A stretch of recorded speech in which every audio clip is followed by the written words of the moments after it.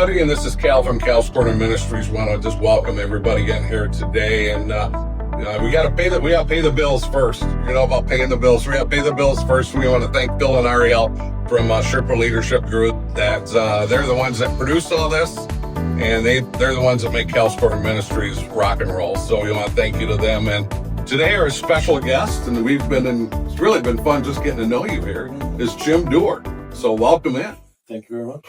Yeah, appreciate you doing this. So let's kind of jump right into this. Tell me the early years. Tell me about the early years of Jim Duer. Oh, man. This is going to feel like a therapy session. Comes from later on. Yeah. Oh, boy. Well, I'm the oldest grandson, and I have a sibling, a younger sister. So it seems like growing up, I was always trying to do, like I was driving when I was 10. Mm-hmm. You know, my dad had let me drive, and so I was always doing a little bit more than what I should have been doing, probably. Mm-hmm. So I don't know. It has served me well over the years as far as being an entrepreneur. Mm-hmm. Where did you grow up at? Okay, in Spring Lake. Grew up in Spring Lake, out in the country. All right. Loved to hunt and fish. I was always doing something like that, depending on what season it was. Yeah. Had a beagle my whole younger life, so okay. I would have to listen for that beagle to figure out where it was, so it was running a rabbit somewhere. Yeah. So I'd go get it and take it, grab it, hunt it. Okay. Did that all through high school. Yep. All that fishing. We lived real close to the Grand River. I could ride my bike there and do all kinds of different stuff down there. Mm-hmm. Carp spearing, bass fishing, yeah, bluegill fishing, all that stuff. Fish the bayous quite a bit? Yeah, we're right on one of the bayous, Bruce's Bayou. Gotcha. Tell me about your parents real quick. My parents have been married 58 years now. Okay. They were real young when they had me. They were 20 and 21. Mm-hmm. So they were young. They were still pretty wild when I was young. And okay. But it was great. We had a cottage up by Big Star Lake. Yeah. Growing up. Got to do a lot of cool stuff out there. Okay. So they're still married. They winter in Florida. Live here on Stonegate Golf Course now. They kind of followed us north since we moved north. They moved a little closer north. Awesome. Mm-hmm. So you kind of hit the early years a little bit here, middle school, high school. Did you play any sports or anything, high school? I did. I tried golf. It was only one season. I liked to golf. Yeah. On a team, I couldn't stand golfing in the fall. It was windy and rainy, and I should have been in the marsh. Amen. I knew we were going to go there. Yeah.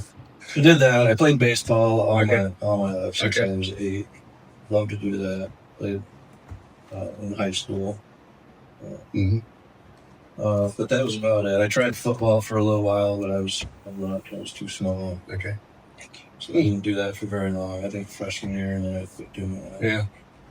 Got out of high school. I know you went to college. Tell us about college. Yeah, went to Michigan State. Okay. Had an amazing experience, college experience. Talking to other people, they don't seem to have that experience. I still have friends from our first year in the dorms. Okay. There's probably a dozen of us that still get together. Really? Yeah. Okay. So we really have a really neat group of guys. Mm-hmm. Yeah. Had a great experience there. Started out thinking I could be an engineer, and calculus showed me that I couldn't do that. Didn't understand calculus. Yeah. Never got through that. So I ended up in construction management, which I really like to do. I wanted to do that either way, somehow. So now I'm a builder. And a very good builder, because like I was telling you earlier, as we're sitting in this beautiful home here on the shores of Lake Michigan that you can see in the background, I have buddies who are builders, so I kind of know what, I'm not an expert, but I know what to look for. Yeah. And I came in and looked around and went, oh, this guy's pretty good. Yeah, there's no, everything's tight. Everything's tight. Yeah, this thing's tight. This is awesome. Good to see that. So, how long have you been building? Building since the year before I got out of college, so since 90. Yeah. Was your dad a builder? He had built houses. Yeah. He grew up working for builders or doing concrete. They had a board wall company in the 70s. The 70s economy ran that out of business. And then he did flat work and concrete up until we started Duer construction. Okay. So he was concrete superintendent in Muskegon at Tridon. Oh. For, I don't remember how many years, but while we were getting our building company going, I was building houses. He had a business partner that was developing. So they were developing together, and I was building houses for them. And eventually, we ended up just going out.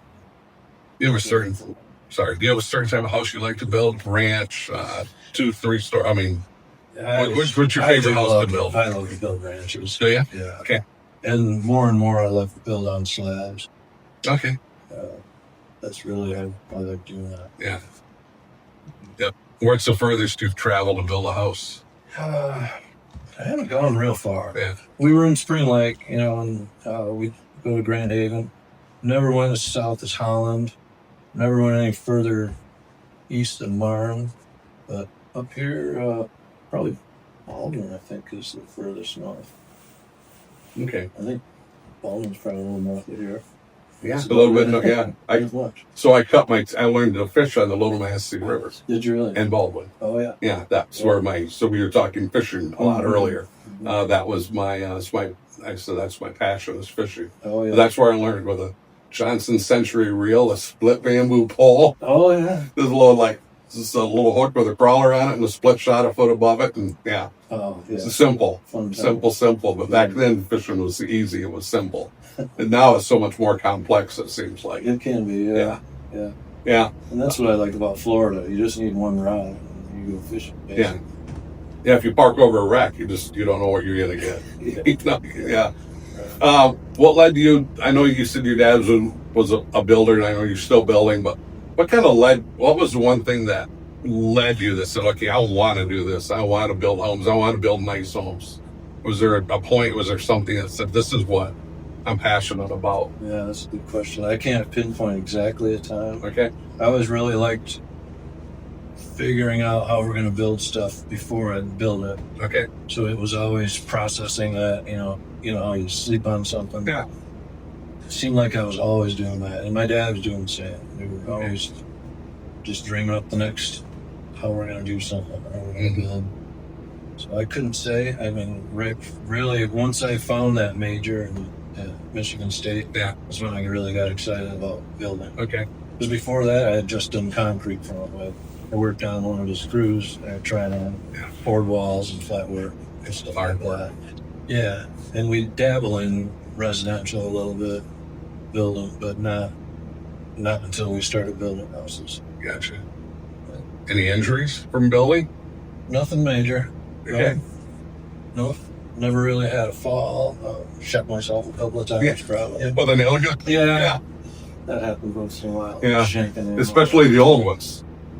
Yeah, well, I try to get my guys not to keep it on a bump nail because it'll just rapid fire if you don't want it. So we don't do that anymore.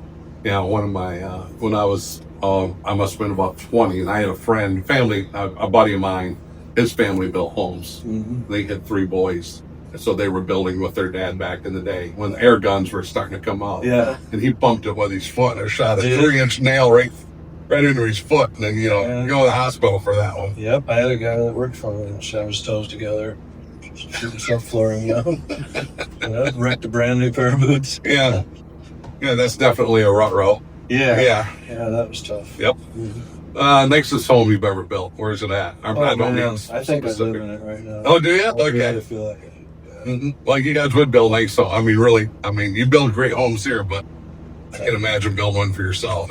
I built a house for my wife and I right when we got married. Actually, we moved into it right after our marriage, so I was building it at the time. But it was, I don't know, the vision was more family and, just a nice neighborhood, but it was different. She doesn't remember having much input on any of it.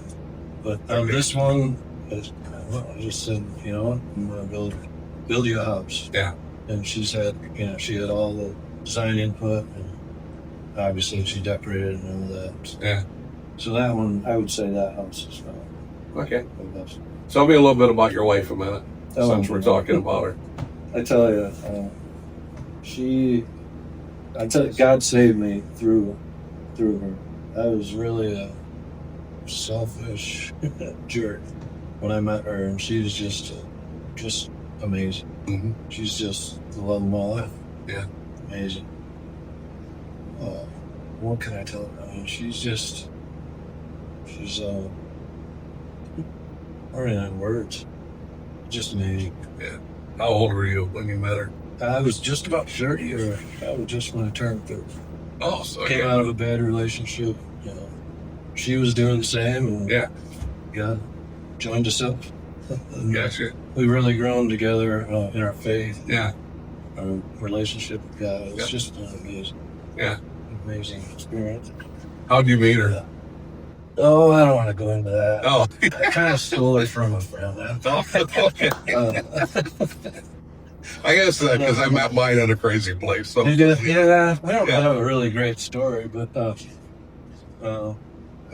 we do have a fun story. Yeah. It's okay. Yeah. For another time. We did a rollerblade. We went rollerblading together, and we just knew that we were going to be together. Yeah. Awesome. And it wasn't long after that things got cleared up enough where we got together, engaged, got married, and honeymoon baby, and away we go. Yeah, got it. Mm-hmm. Got it. So I'll tell you what, we're going to take a quick break, and we're going to come back here with Jim in just a minute, but we're going to take a quick time out here. Once again, thank you to Sherpa Leadership Group, and we'll be back in 60 seconds.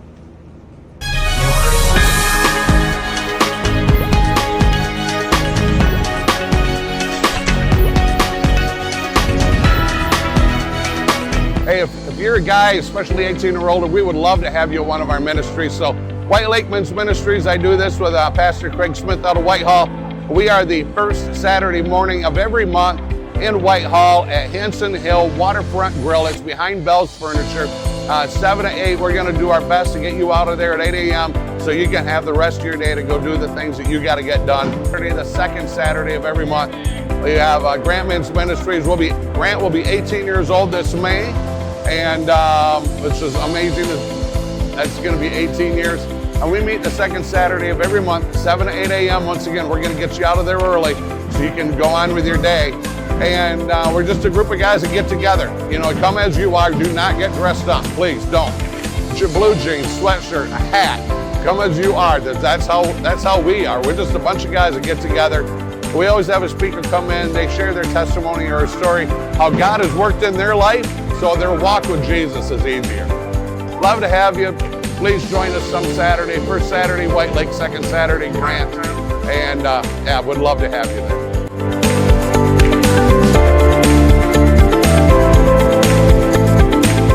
And welcome back here with Jim Duer and Duer Building and Design. And we're going to talk about that here a little bit later. We're going to talk about that a little bit. I got a couple more questions, but there's this thing called a view. Look at pretty special.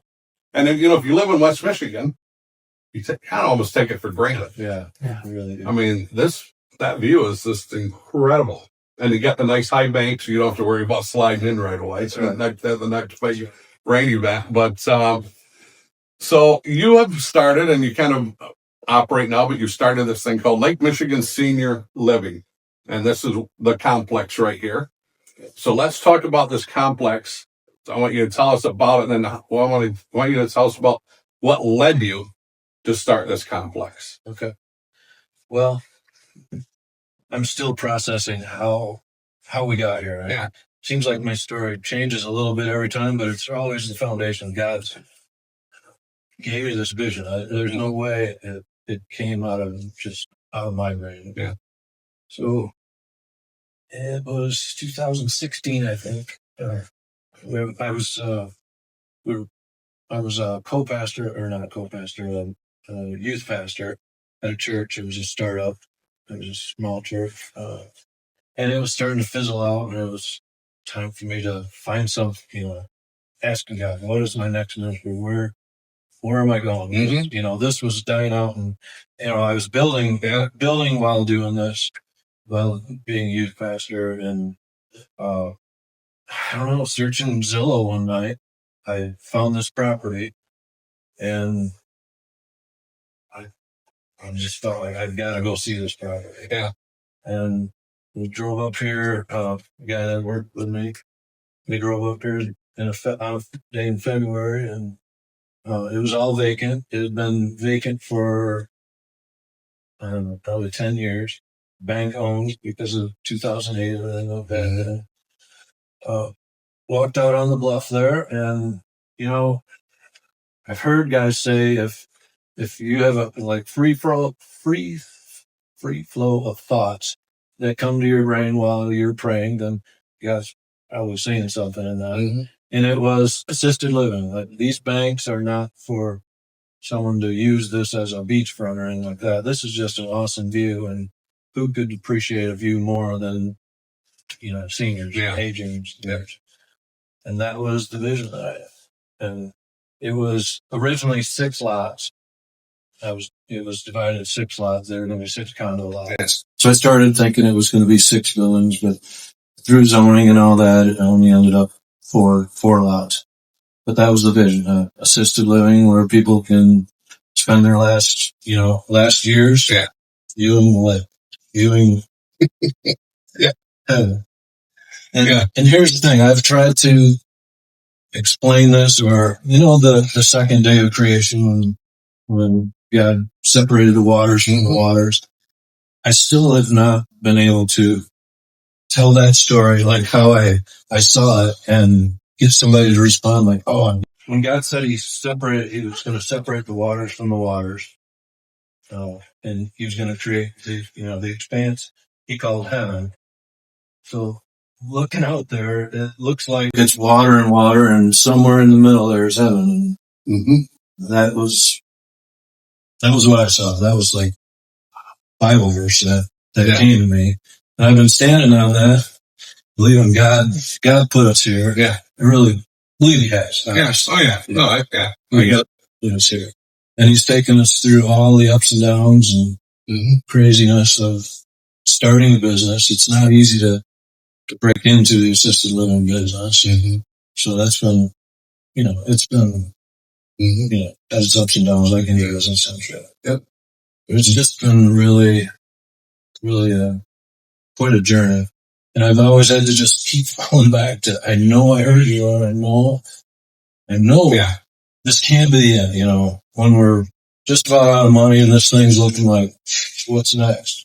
You'd come through and you'd keep going. Mm-hmm. We got this house full after, I don't know, I want to say we sat a year or so with just like one resident losing like 10 grand a month. All right, Lord, we don't have much more time. And then filled up, and then the next vision, keep going, keep building. Yeah.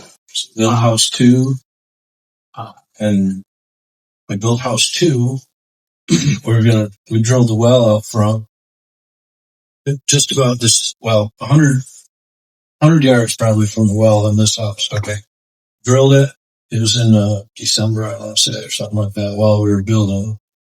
They couldn't get a good amount of water. Yeah. Right. So my well driller had to pull out because he didn't have the equipment to go deeper. Hired a different well driller. He didn't come till April, and my house was just about done. And we didn't have water for that house. Not enough water in this house to like join them. And then, just, I don't know if you want me to go into that one. Sure, go. It was, we got time. That was pretty significant, watching him move on that, because the well was set up right in the front yard. So this well driller, he was here a week, and he kept drilling and drilling, and he was down 430 feet when he finally broke through this block of clay that we parked on and got into some water. And it was in the last 10 minutes of him before he gave up, because it took so long to drop that much pipe down in a day. That's a long way. Yeah. And by the time he gets it all back up, so he was just about ready to give up, and he broke through, and it was just, he just saved us. Yeah. He showed up when he had to show up. Mm-hmm.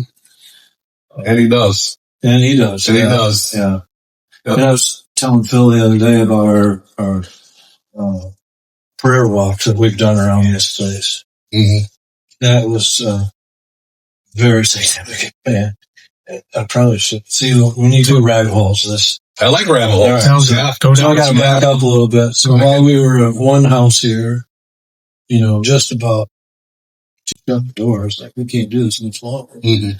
A friend of mine, and I really believe God was redeeming my bachelor's degree in my first 4 years of college that I didn't treat very well. Mm-hmm.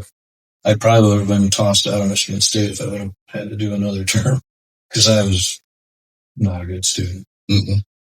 So I would say that was a redeeming moment. Yeah. So I did that. Really have a lot of questions for God on that when I get back here. So do I.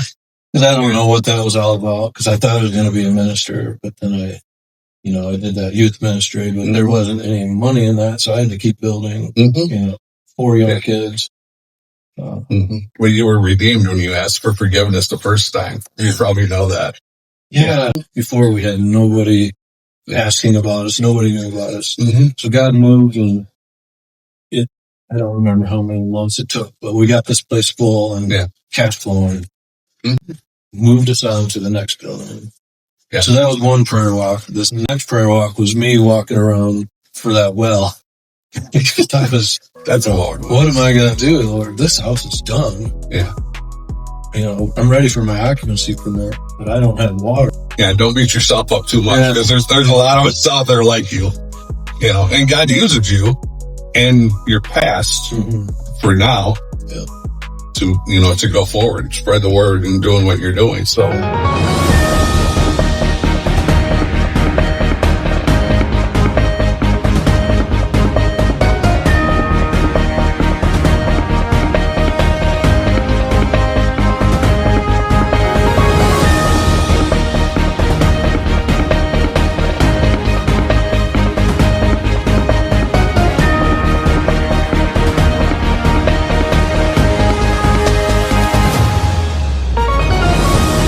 Back here again with Jim Duer here from Duer Building and Designs, kind of our final segment here.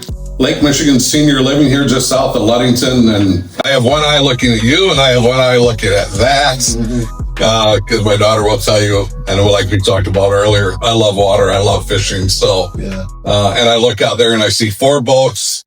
And I'm going to guess probably running, 120 feet. They're all probably got downriggers down. Probably. If you see them, they're all right there in the line. So that must be the hot spot this morning. Well, there's a tournament going in Ludington this week. This weekend. Yeah. Is that the veterans one or not? No, it's the offshore challenge. Maybe it's veteran. I'm sure there are veterans. Okay.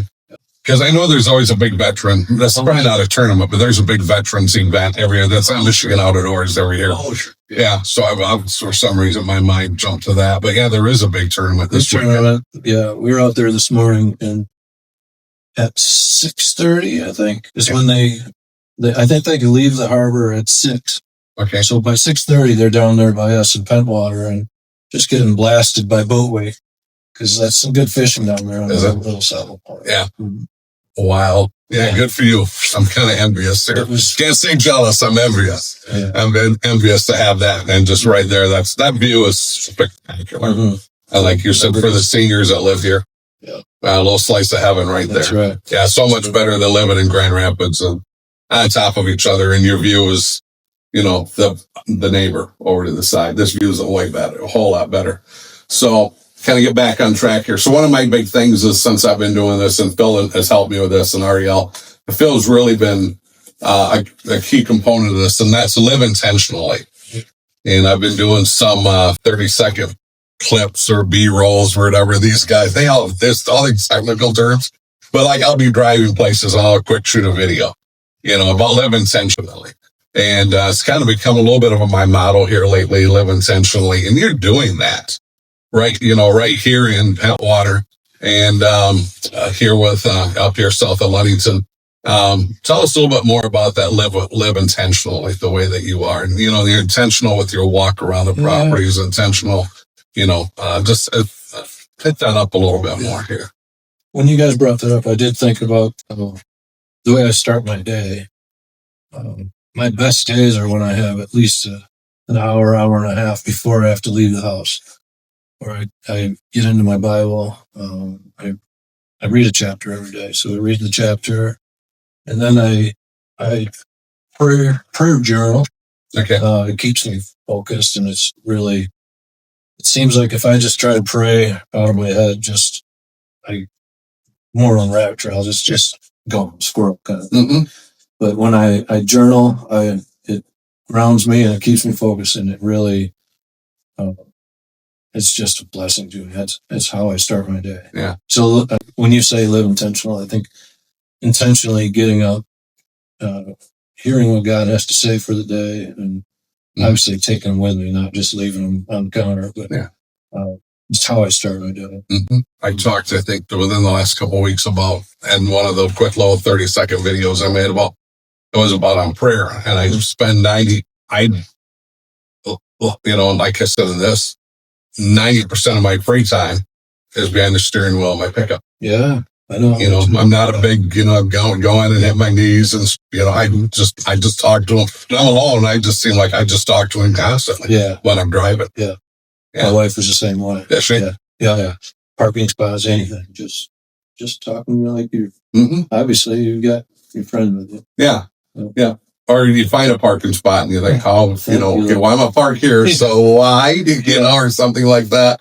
So, we were talking earlier, and your first house that you built had 4 bedrooms in it. Mm-hmm.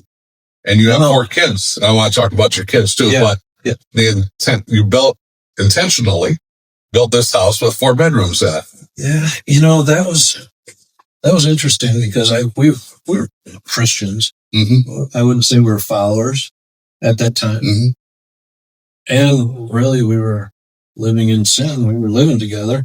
So there really wasn't any reason for God to bless us the way he did. Doesn't seem like, but when I built that house, I just had this picture of having our kids share rooms. Okay. So I just did a 2-story, but I did 2 bedrooms, big bedrooms upstairs, and a nice big bathroom. And that was it. I said, our kids are going to share bedrooms. Mm-hmm. And then down in the mudroom, when you walk in from the garage, I built 4 cubbies, 4 lockers. Don't know why. I just divided up nicely. So I did 4. Yeah. And God blessed us with 4 children. Bang, bang, bang in 4 years. Yeah. 2 boys, they shared 1 room. And then 2 girls, they shared the next room. And it was all God. There's no way, how that happened. Just God blessed us. Yeah. And then to this day, it's just so cool to see my boys went to Michigan Tech, which is a long way from home. But smart. Oh, you go to Tech, you're smart. Yeah. Male, female, I don't care. You go to Tech, you're smart. But they lived together. Did they really? Okay. Yeah. Yeah. And my girls went to Ferris, and they lived together. Okay. Yeah. So we're just blessed. That's amazing. That's amazing. Wow. Is there a specific story? I think maybe I touched on that. Like, let's talk about your kids. Here's where I want to go. Rabbit hole, right? Rabbit trail. Right. How's your kids' faith life doing without being too personal? Where are they at in there? Yeah, they're all believers. Okay. We're not traditional churchgoers is probably the problem when, and I don't know what I did wrong, or if I did something wrong as we trained our kids to love the Lord. Mm-hmm. It hasn't been about, I was always very intentional about making Sunday the first day of the week, worshiping God, going to church.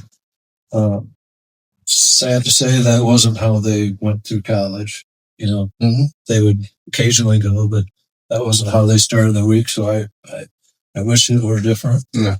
And I don't know if it was something that I did along the way or what, but they're believers. Yeah. They love the Lord. It's a weird night if we don't pray after dinner. We always prayed after dinner. Yeah. And it still is just, if something comes in the way of that, it just doesn't feel quite right. Mm-hmm.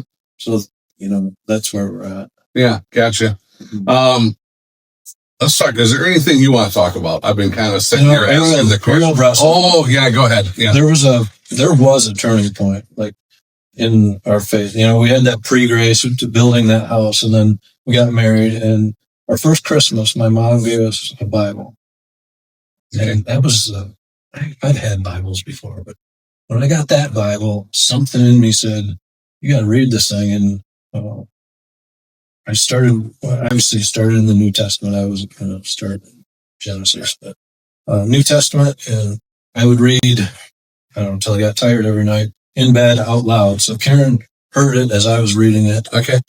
And obviously that word is powerful. And reading God's thoughts, they just permeated our hearts. Yeah. And that was really where we started. That was like our foundation. Gotcha. And then from there, we had my grandfather died, and I wasn't really far into reading Bible and faith, but I knew I had to read something to him. So we did that, and that got my extended family come together in a Bible study after that. And that was when Karen really took off with her faith. Okay. Favorite book of the Bible? John. Okay. Why John, if I could ask? It's just a love letter. Yeah. A lot of people call John that, a love letter. Yeah. Yeah. It's got to be John. Yeah. People, when I do this, sometimes I'll ask guys that, then they'll say, what's yours? I always say Proverbs. Because it's all laid out. There's so many. Yeah. I asked a guy from Monaco I did a podcast, or we did a podcast with here a couple months ago. He's 81 years old. He's still farming. And I said to him, on a whim. Mm-hmm.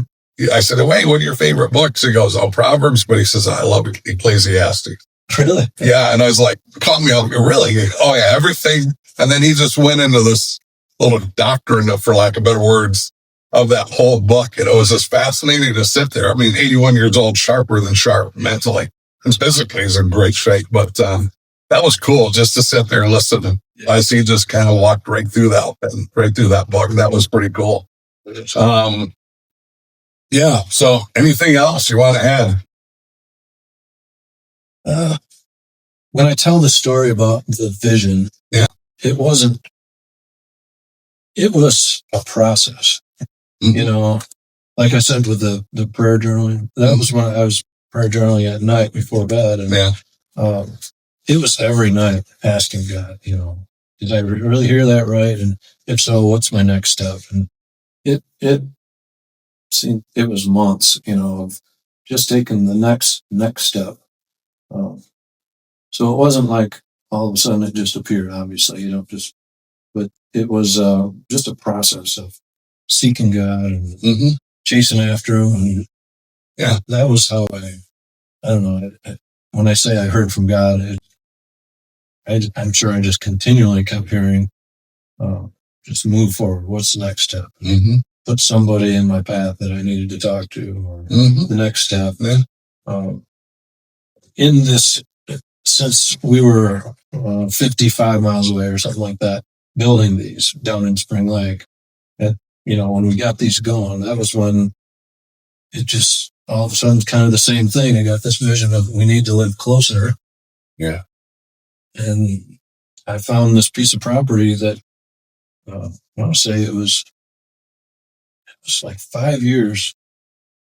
We were up here camping. There was only one house here. Mm-hmm. We were camping at Muir State Park, and we were on our boat fishing, the boys and I, and we went past this lot that was for sale on Pentwater Lake.